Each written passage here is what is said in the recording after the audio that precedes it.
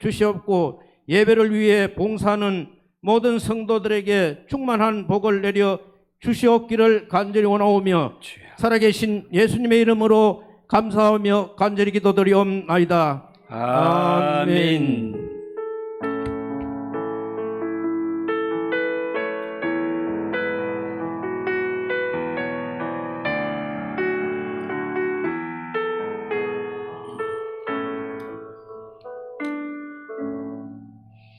하나님 말씀 신약 성경의 마가복음 1장 16절에서 20절입니다.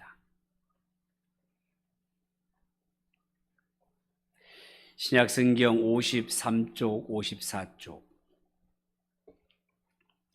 마가복음 1장 16절에서 20절까지.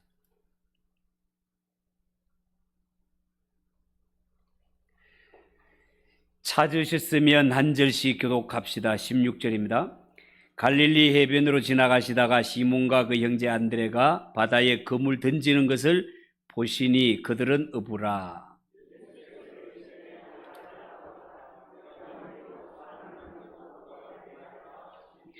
곧 그물을 버려두고 따르니라.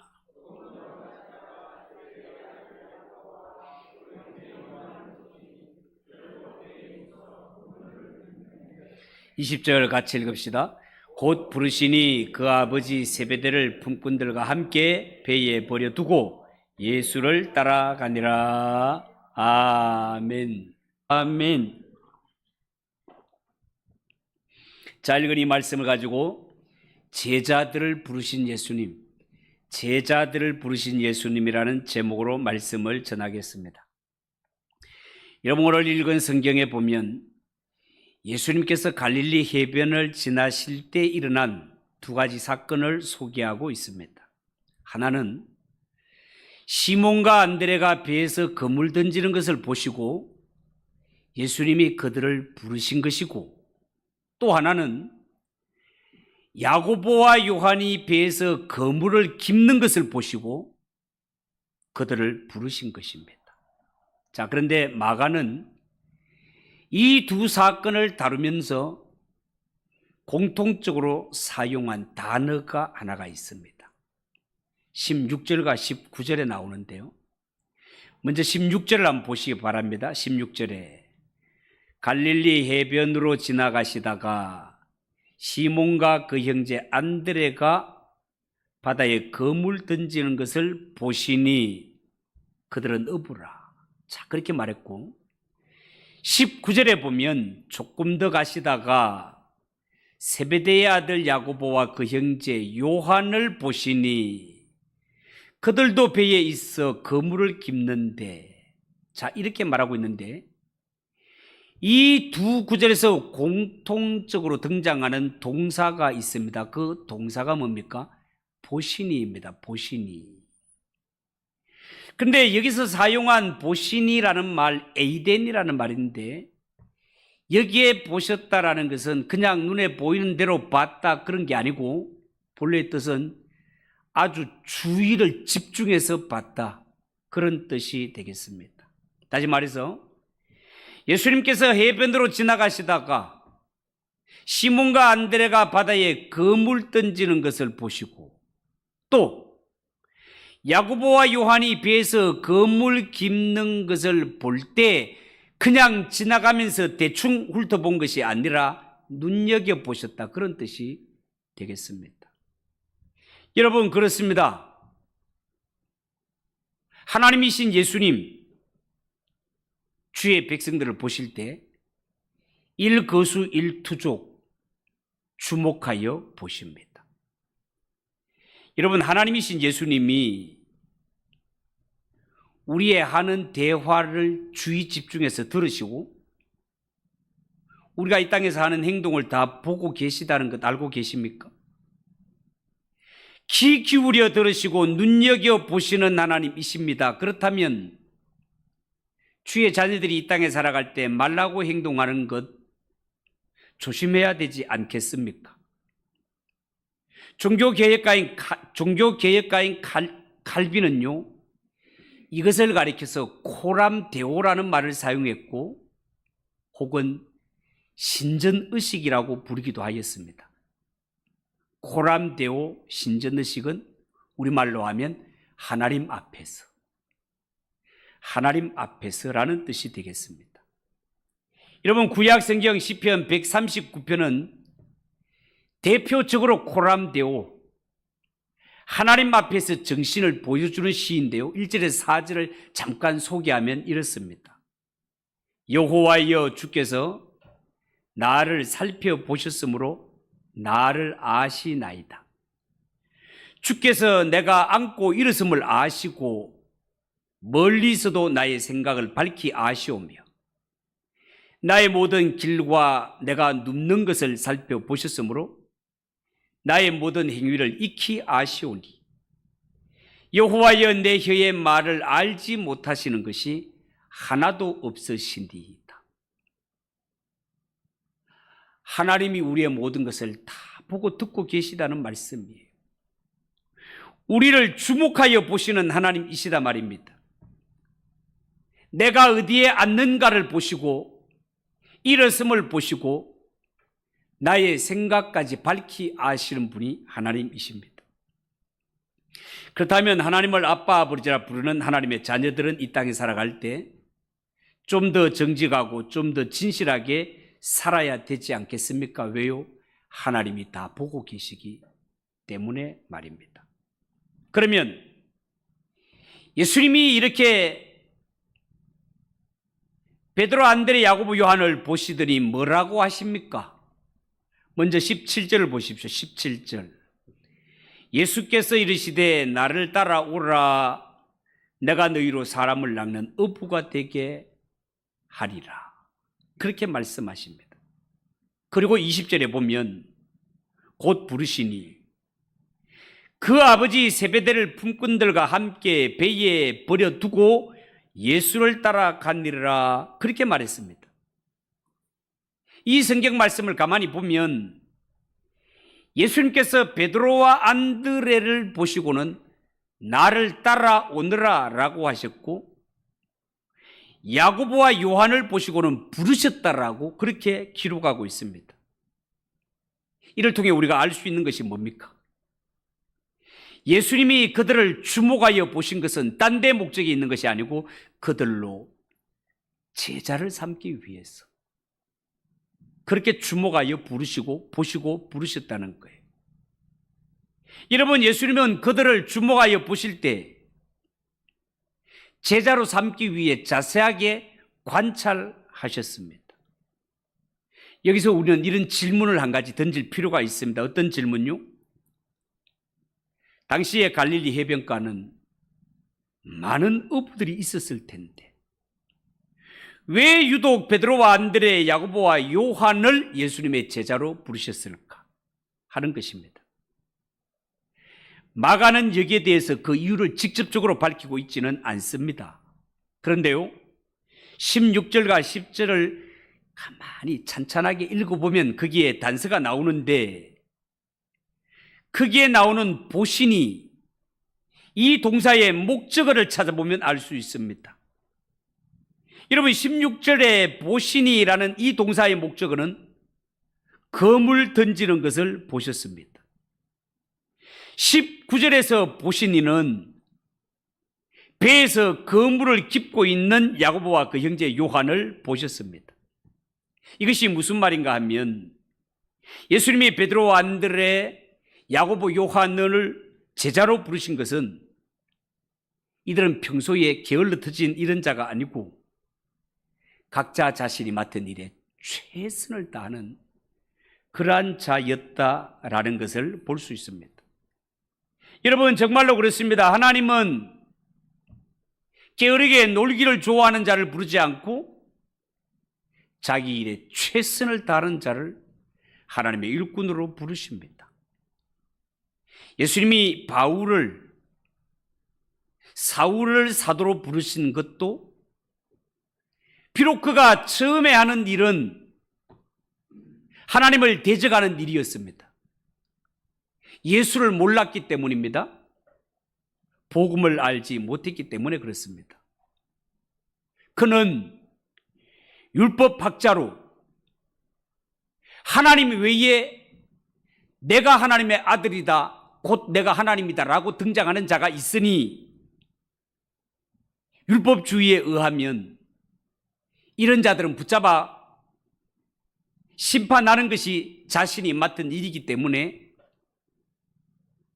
사울은 당시에 자기가 맡은 일에 최선을 다하고 있었습니다. 여러분, 이런 것들을 볼 때 하나님의 일꾼된 우리는 지금 내가 맡은 일에 최선을 다하는 것 너무 소중합니다. 사업을 하든지 직장에서 일을 하든지 여성분들은 가사 일에 힘쓰든지 무엇을 하든지 자기가 맡은 일에 최선을 다하는 것은 너무너무 소중한 일입니다. 여러분, 예수님이 베드로와 안드레를 부르시면서 뭐라고 하십니까? 다시 한번 17절을 보십시오. 예수께서 이르시되 나를 따라오라, 내가 너희로 사람을 낚는 어부가 되게 하리라 하시니. 자, 그렇게 말했습니다. 한마디로 말해서 그들로 하여금 사람을 낚는 어부가 되게 하시겠다는 겁니다. 지금까지 이들은 바다에서 물고기 잡던 어부였지만 이제부터는 사람을 낚는 어부로 살게 하시겠다는 것입니다. 사람을 낚는 어부, 사람을 낚는 어부. 이 말의 의미를 조금 더 자세하게 이해하기 위해서는 구약성경 예레미야 16장 16절 말씀을 찾아볼 필요가 있습니다. 화면에 한번 띄워보시죠. 예레미야 16장 16절 이렇습니다. 여호와의 말씀이니라, 보라 내가 많은 어부를 불러다가 그들을 낚게 하며 라고 그렇게 말합니다. 여러분, 이 말씀은 당시에 많은 사람들을 통해 지금 바빌론의 포로로 끌려간 백성들, 바빌론의 포로로 끌려간 주님의 백성들을 다시 고국 땅으로 돌아오게 하겠다는 뜻에서 이 말씀이 나옵니다. 이 말씀의 배경은 지금 바빌론 땅에 포로로 끌려간 하나님의 백성들, 그들에게 해방의 기쁨을 주겠다는 하나님의 약속이었습니다. 따라서 예수님이 제자들을 부르실 때 그들에게 사람을 낚는 어부가 되게 하겠다라고 말씀하신 것은 지금 영적으로 마귀에게 포로되어 잡혀 있는 자들, 그들을 해방시키는 일을 너희를 통해 하겠다는 주님의 음성이 되겠습니다. 한마디로 예수님이 제자들을 부르시는 것은 그들을 통해서 마귀에 붙들려 종살이하고 있는 자들, 죄의 발목 붙잡혀 종살이하고 있는 자들, 그들을 죄에서 마귀에게서 해방시켜 주는 일을 하기 위해 저들을 부르시겠다는 것입니다. 여러분, 고기를 잡는 것과 영혼을 구원하는 일은 정말 하늘과 땅 차이만큼 나는 것이겠죠. 여러분, 세상은 넓고 할 일은 많지만 아마도 이 세상에 하는 일 가운데 존귀하고 위대한 일 가운데 하나가 사람을 세우는 일일 것입니다.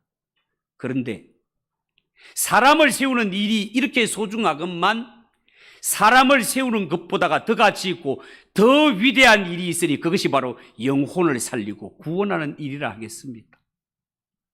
예수님은 이 일을 제자들에게 맡기기를 원하셨고 오늘날 예수 믿는 성도들에게 이 사명 맡기기를 원합니다. 복음을 전하여 영혼을 살리는 일 말입니다.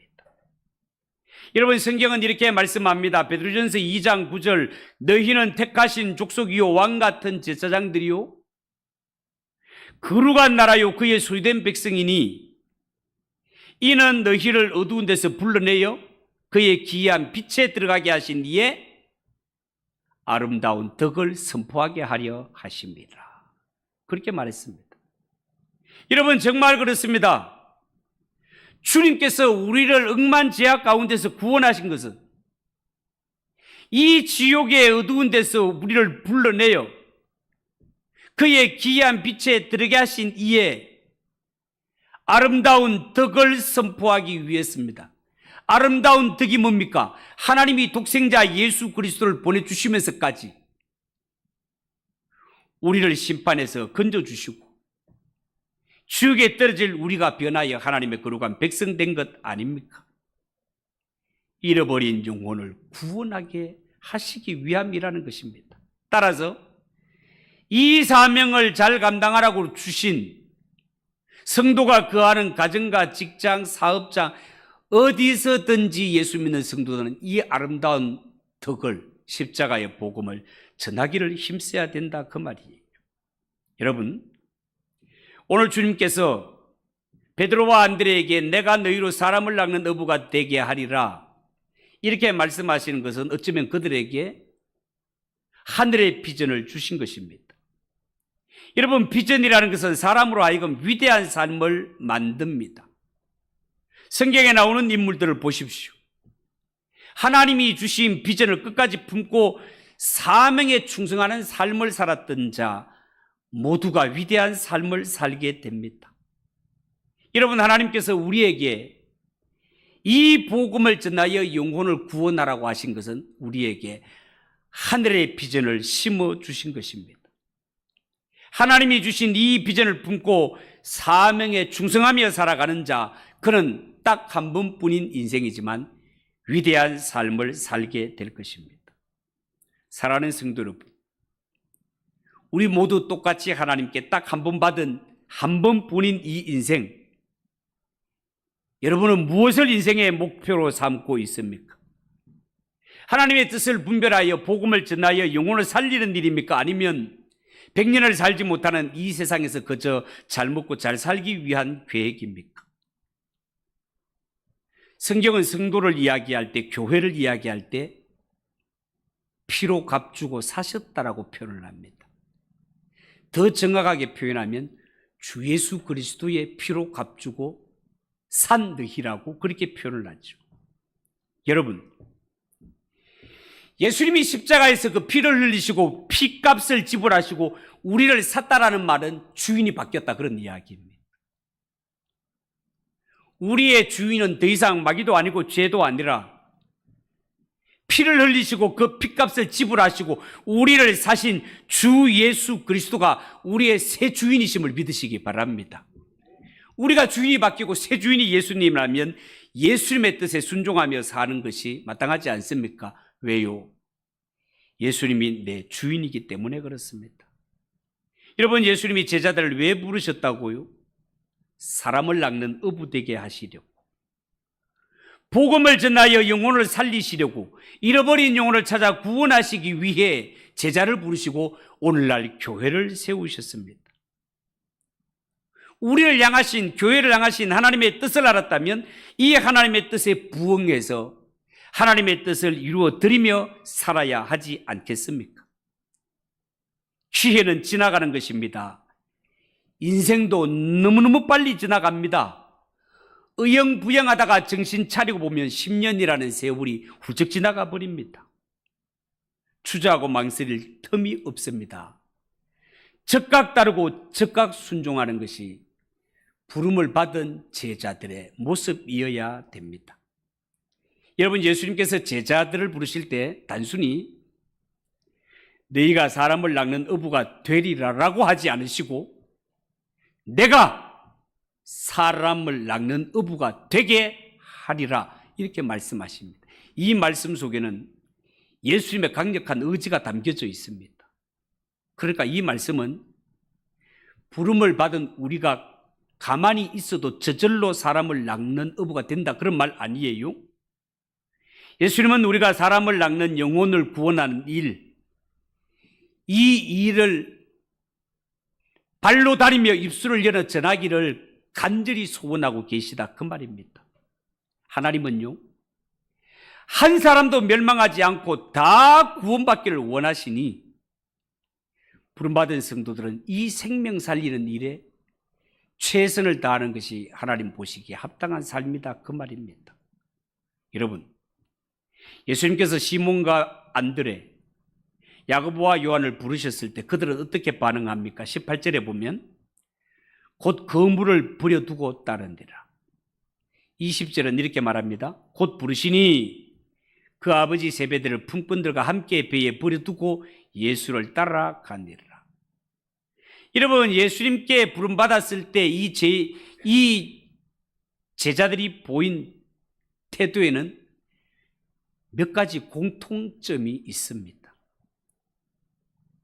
첫 번째 공통점은 즉시 순종했다는 것입니다. 제자들이 주님께 쓰임받을 수 있었던 것은 즉시 순종했기 때문입니다. 여러분, 하나님은 즉각 순종하는 자를 쓰시지 순종하지 않는 자 쓰시지 않습니다. 히말라야가 있는 네팔 땅에는 할단새, 다른 말로는 야명조라고 하기도 하고, 제가 교회에 장례가 생기게 되면 전하는 말씀 가운데 집질이라는 새가 있다라고 설명을 여러 번 한 적이 있습니다.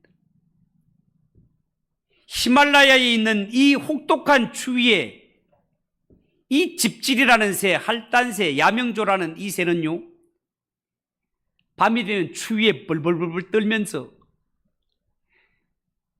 날이 새면 둥지를 지어야지, 날이 새면 반드시 집질이 집 짓겠다라고 그렇게 울어댄다고 합니다. 그런데 낮이 되면은 따뜻해지니까 간밤에 결단했던 것을 다 잊어버린 채 노느라 정신없어서 한낮을 그냥 보내고 만다는 거예요. 그러다가 밤이 되면 또 추위에 벌벌벌 떨면서 내일은 둥지를 만들어야지, 집지으리 하고 울어댄다는 겁니다. 그렇게 평생을 다 보낸다는 거죠. 여러분, 적어도 하나님의 자녀들은 이런 삶을 살아서는 안 된다는 것입니다. 두 번째 공통점은 모든 것을 버렸습니다. 제자들을 보십시오. 그들은 예수님이 부를 때 모든 것을 버립니다. 여기에 버렸다라는 말은 말 그대로 내버려 둔다는 것입니다. 어부인 시몬과 안드레에게 있어서 그물은요, 생명과 같은 것 아니겠습니까? 왜냐하면 그물은 고기를 잡는 도구이기 때문에 그렇습니다. 예수님께 부름받았을 때 그들은 다 버려두고 예수님을 쫓아갑니다. 야고보와 요한은 아버지와 배를 버려두고 예수님을 쫓았다고 합니다. 더 힘든 결단을 내린 것입니다. 여러분, 여기에 그물을 버리고 배를 버렸다라는 것은 오늘날로 치면 돈 버는 일도 다 뒤로 한 채 주님을 따라갔다, 그런 뜻이 되겠습니다. 어쩌면 신앙이라는 것은요, 돈과의 싸움이라고 해도 틀리지 않습니다. 돈에 대한 욕심을 버리지 못하면 바른 신앙생활 할 수가 없습니다. 그래서 성경은 돈과 신앙을 두고 종이 두 주인을 섬길 수 없다라고 그렇게까지 말씀하고 있는 것입니다. 세 번째 공통점은 버려두고 그 다음에는 따라갔다는 것입니다. 베드로와 안드레가 예수님을 따랐다고 한 것과 야고보와 요한이 예수님을 따랐다고 할 때 사용한, 우리가 볼 땐 따랐다지만, 그런데 헬라어 성경은 따랐다는 말이 다릅니다, 여러분. 18절에 따르니라, 이 말은 에콜루세산이라는 말이고 20절은 아팔손이라는 단어인데, 18절에 따랐다라는 것은 예수님이 가신 길을 따라갔다는 이런 뜻이고, 20절에 따랐다는 말은 그들이 있던 곳에서 예수님 앞으로 나왔다, 이런 뜻이 되겠습니다. 다시 말해서 베드로와 안드레는 예수님의 뒤를 따라간 것이고, 야고보와 요한은 그들이 본래 있던 곳에서 예수님께로 왔다는 뜻이 되겠습니다. 그러니까 이 둘을 종합해서 해석을 하면 예수님을 따른다는 것은 지금 있는 삶의 자리를 떠나서 예수님께로 나와 예수님의 가신 길을 따라가는 것을 가리켜서 예수님을 따른다고 말할 수 있겠습니다. 여러분, 예수님을 따르기 위해서는 지금까지 익숙하게 살아왔던 이러한 삶의 모습, 옛 모습을 깨끗이 청산해야 됩니다. 과거의 삶에 그대로 머무른 상태에서는 예수님을 따라갈 수 없습니다. 사람의 육신은 편안한 것을 좋아합니다. 그렇지만 하나님께서는 믿음으로 그 자리를 떠나 예수님처럼 십자가를 지고 예수님을 쫓으라고 말씀하십니다. 예수를 따르지 않는 것은 그리스도의 제자로 살아가는 삶이 아니기 때문에 그렇습니다. 사랑하는 성도 여러분, 오늘 이 성경에 나오는 4명의 제자는 어쩌면 예수님 안 만났으면 한평생을 바닷가에서 물고기만 잡다가 인생 종쳐버릴 그러한 인생에 불과했습니다. 그런데 예수님께서 오셔서 부르셨고 즉각 따르고 즉각 순종했던 그들, 하나님의 일에 존귀하게 쓰임받는 인생이 되었습니다. 하나님이 부르신 자들에게 하시고자 하는 가장 귀한 뜻이 뭐라고요? 복음을 전하여 영혼을 살리는 것. 이 일을 위하여 오늘 또 하나님은 우리 한 사람 한 사람을 부르신다는 것을 여러분 꼭 기억하시고, 한평생 고기만 잡다가 끝나는 이런 인생이 아니라 사람을 낚는 도구, 복음을 전하여 영혼을 구원하는 일에 쓰임받는 저와 여러분 되시기를 주님의 이름으로 축복합니다. 기도하겠습니다. 하나님 아버지, 은혜를 감사합니다. 오늘 제자들을 부르시는 예수님의 부르심 앞에 그들은 배도 건물도 부친도 버려두고 복음 전하여 영혼을 살리는 일이 가장 우선되고 가장 복된 일인 것을 깨달아 그들은 즉시 주님을 따라 나서는 것을 말씀을 통해 깨닫습니다. 한 번뿐인 우리의 인생, 하나님의 장중에 붙들려 쓰임받을 수 있다면 이보다 더 영광스러운 일이 어디에 있겠습니까? 주님의 음성을 듣는 귀를 주시고 하나님이 기뻐하시는 뜻이 무엇인지 분별하여 그 뜻을 이루며 살아가는 성도들 되게 하옵소서. 예수님의 이름으로 기도하옵나이다. 아멘. 449장 찬송하겠습니다.